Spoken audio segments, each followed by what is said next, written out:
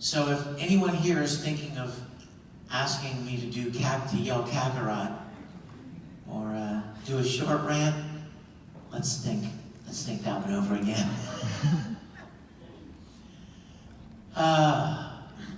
I've been doing this almost 20 years. I've been acting for a very, very long time because of Star Trek, because I love Star Trek. With a fiery passion, 1,000 suns. When I was a little boy, I loved that show so much. So much so that I started going to school and auditioning for school plays because I wanted to do what William Shatner and Leonard Nimoy and DeForest Kelley were doing on that show. They were telling these great stories that made me think and entertained me, and so I wanted to do the same thing. So I started acting because of Star Trek, and it could very easily be argued that that's why I'm here today.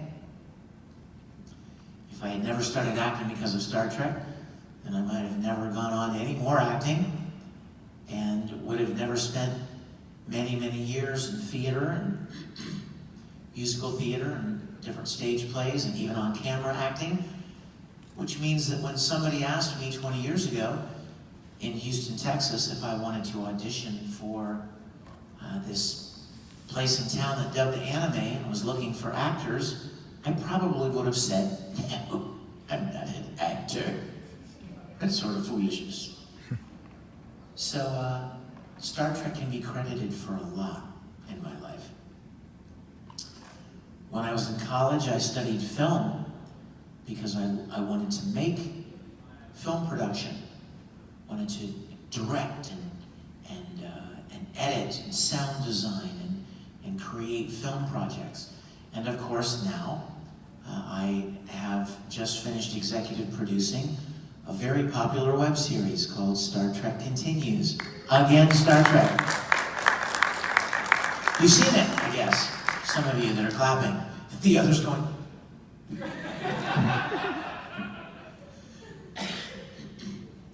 It's beautiful. It picks up right where the original series in the late 60s was canceled. And it finishes the 5-year mission. You guys remember? Even if you're not Star Trek fans, do you remember at the beginning when Captain Kirk used to say, "These are the voyages of the Starship Enterprise. It's 5-year mission to explore strange new worlds.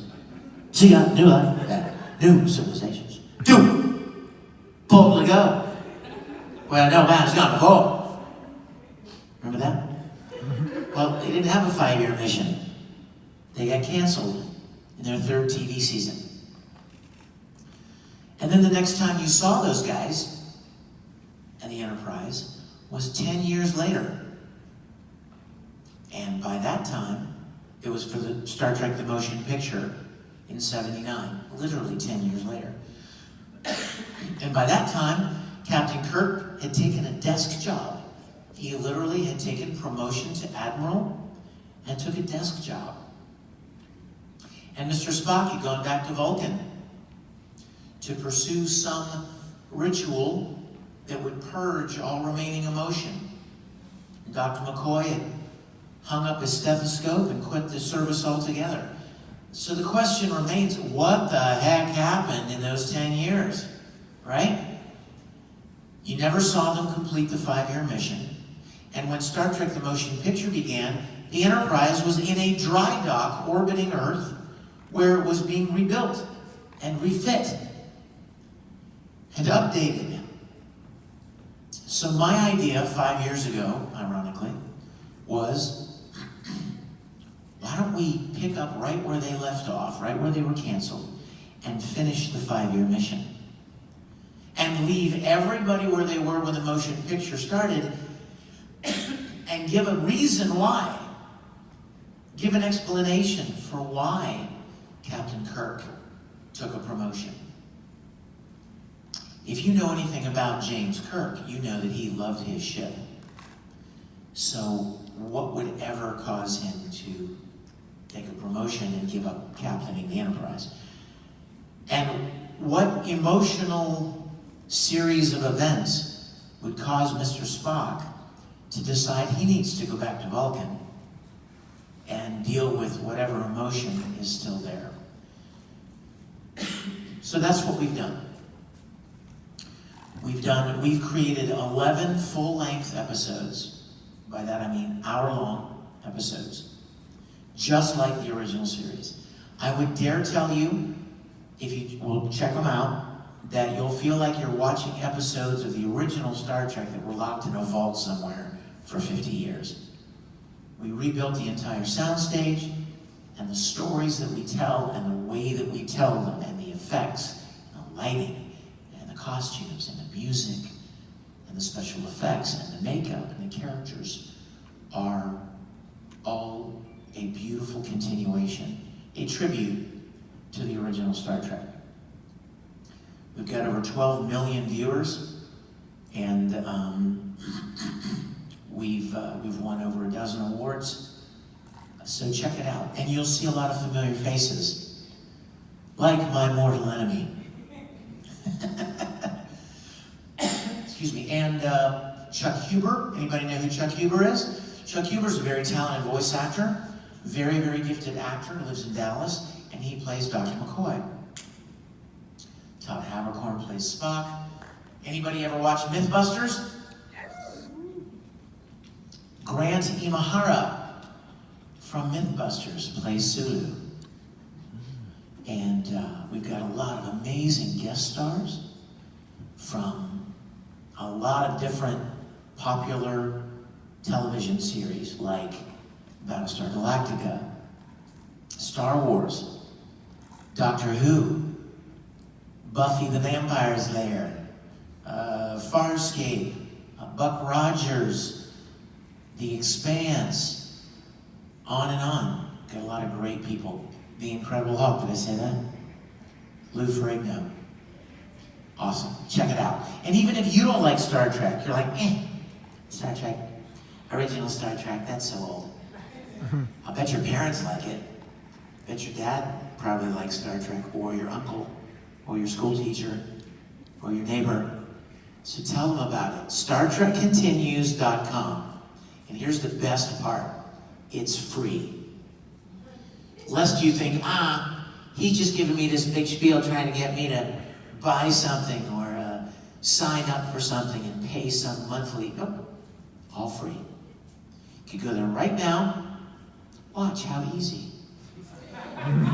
Safari. Star Trek Continues website. Ready? Let's look at episode 8.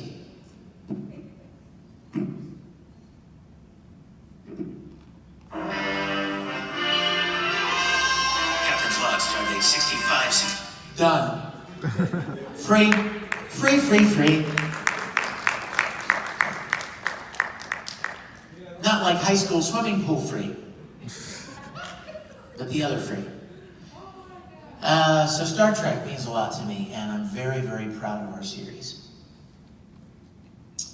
In fact, I should tell you, while I've got you here, if you ever wanted to walk through the original Enterprise, if a lot of you, it seems like a lot of you have seen our series, and you've seen the sets, you've seen the amazing sets that we've built. If you ever thought, wow, wouldn't it be cool to just walk down the corridor and walk right into the transporter room, step right up on the platform and look around, beat me up, and then go back out into the corridor and keep walking.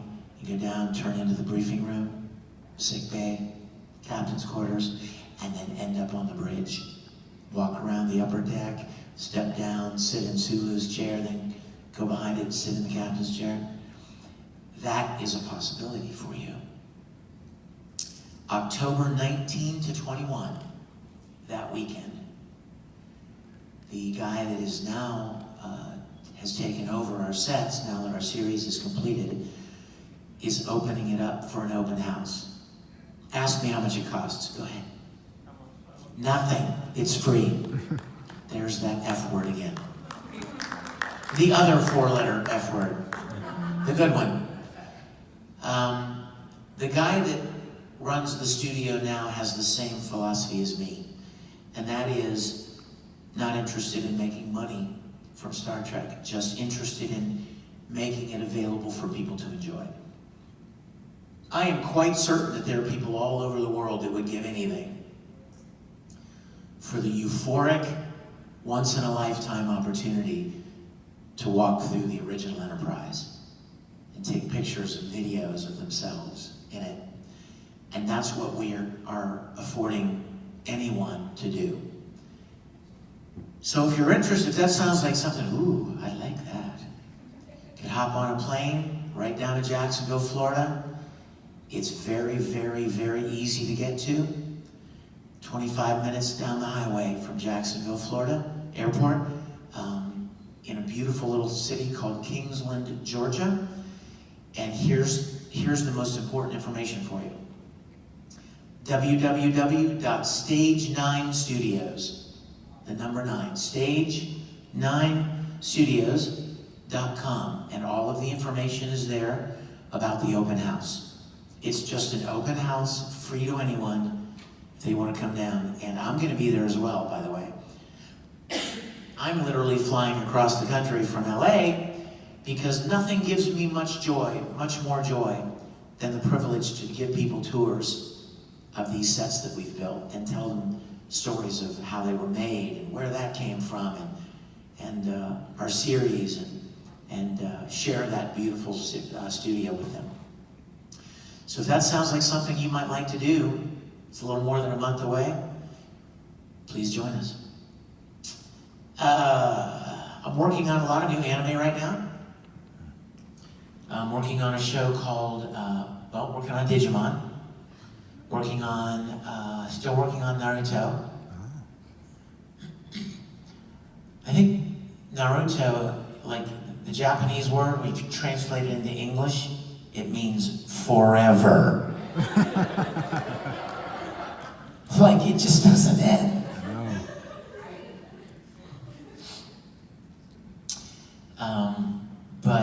Let's see, what else? Free.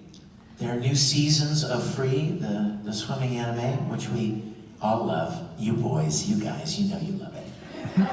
You know you have a Speedo bathing suit in your closet, in your drawer, you take it out and you...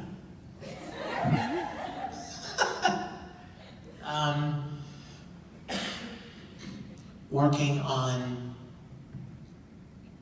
a great show called Bungo Stray Dogs. Great show. Working on another show just finished called Twin Star Exorcists.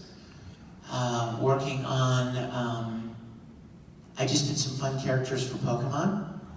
I've done a lot of characters in Pokemon. Little small episodic things here and there, and then one real big one for one of the movies. But what else? I'm working on a couple of things that I'm not allowed to talk about yet, which is always frustrating for somebody who wants to talk about things that they're excited about. And I'm also working on a video game. Excuse me, I'm working on a couple of video games. But I'm also working on an audiobook. Now, I have to tell you a story. All of my friends, including my dearly beloved Todd Abercorn, all of them that have done audiobooks in the past will come to me and go, dude, don't ever do an audiobook.